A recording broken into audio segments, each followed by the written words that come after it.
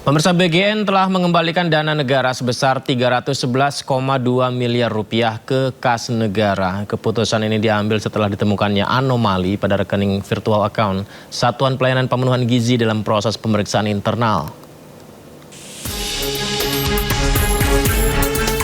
Badan Gizi Nasional telah mengembalikan dana segar sebesar 311,2 miliar rupiah ke kas negara.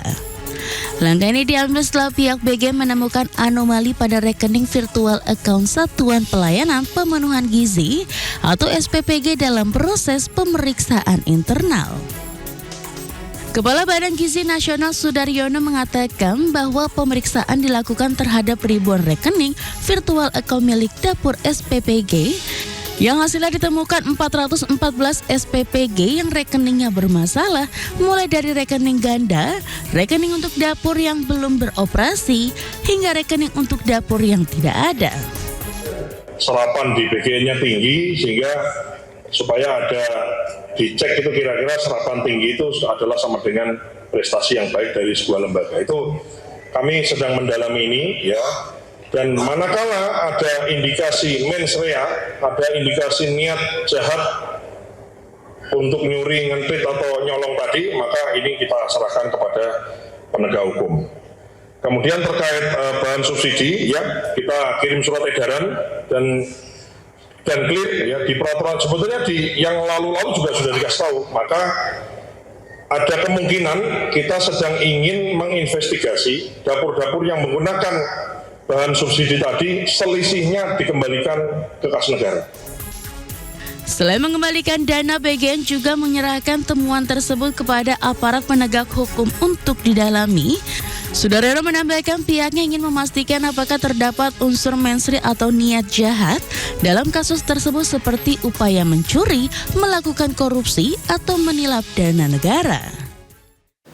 Sebelumnya, Kepala Badan Gizi Nasional Sudaryono mengungkap banyak rekening SPPG yang tidak jelas. Jadi Kepala BGN Sudaryono buka-bukaan terkait dugaan korupsi di Satuan Pelayanan Pemenuhan Gizi. Dari hasil penyelidikan ditemukan 414 rekening ganda atau bahkan belum beroperasi. Dan total dana di rekening itu mencapai 311,2 miliar rupiah. BGN pun langsung mengembalikan dana ini ke kas negara dan ditegaskan tidak ada lagi SPPG yang kebal hukum. Kami telah menemukan adanya 400, bisa ditampilkan, 414 SPPG atau dapur yang rekeningnya itu kemudian rekeningnya either double atau rekeningnya dapurnya nggak ada atau dapurnya belum beroperasi. Sehingga kami mengembalikan uang negara, uang rakyat sebanyak 311 miliar 246.295.184. Mahkamah Konstitusi memutuskan anggaran program MBG harus dipisahkan dari anggaran pendidikan. Kepala BGN tegaskan, pelaksanaan program makan bergizi gratis tetap berjalan, sementara tentang sumber daya atau sumber anggaran diserahkan kepada pemerintah.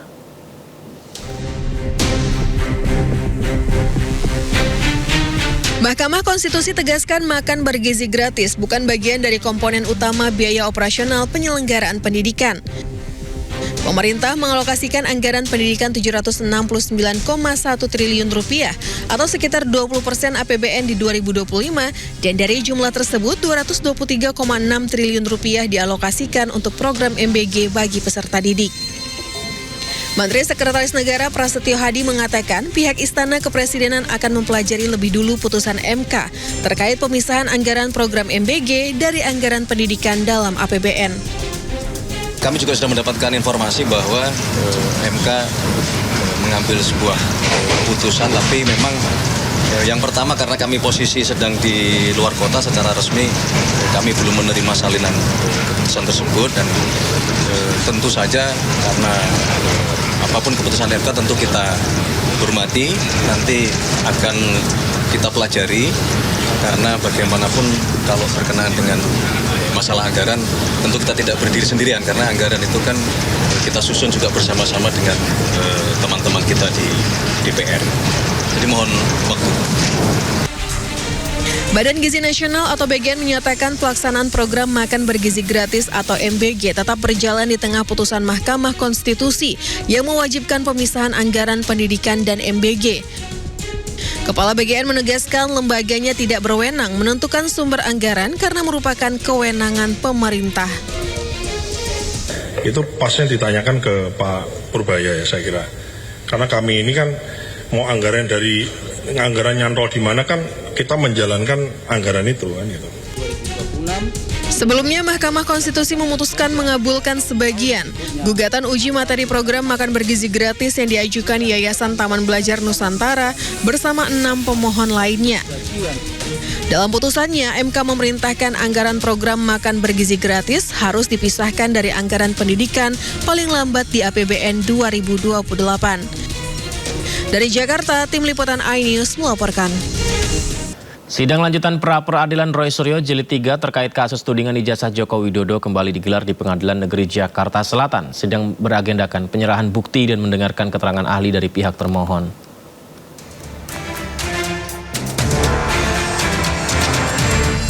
Sidang pra-peradilan kasus ijazah Jokowi digelar di Pengadilan Negeri Jakarta Selatan dengan dipimpin Hakim Tunggal Pra-Peradilan I. Ketut Darpawan. Sekaligus dihadiri Roy Suryo serta tim pengacaranya, hadir juga Bitkum Polda Metro Jaya sebagai pihak termohon. Sidang kali ini mengagendakan penyerahan bukti dan mendengarkan keterangan ahli dari pihak termohon. Selain itu, di persidangan juga dihadirkan Henry Jayadi, dosen Fakultas Hukum Universitas Kristen Indonesia. Dalam sidang, saksi ahli menyebut ganti rugi tidak bisa diajukan secara subjektif.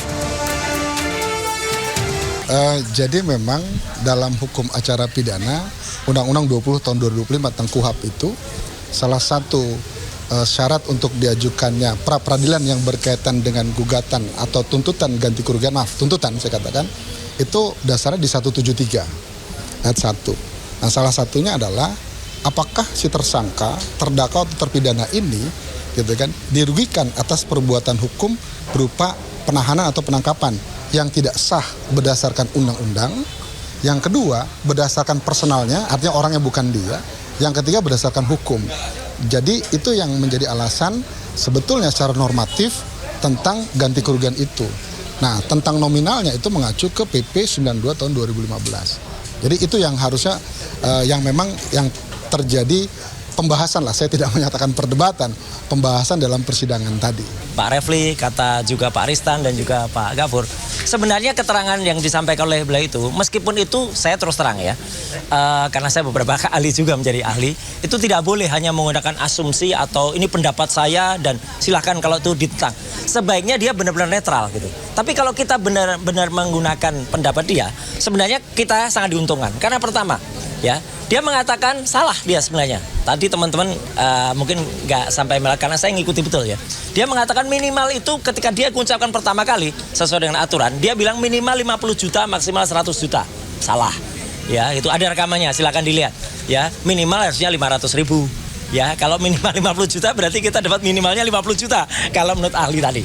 Ya. Dalam pra-peradilan jilid ketiga terkait kasus dugaan ijazah palsu Presiden ke-7 Joko Widodo, kubu Roy Suryo menuntut ganti rugi sebesar 206 juta rupiah atas penangkapan dan penahanan yang dinilai tidak sah. Dari Jakarta, Indira Utomo, Jaka Samsa, iNews melaporkan.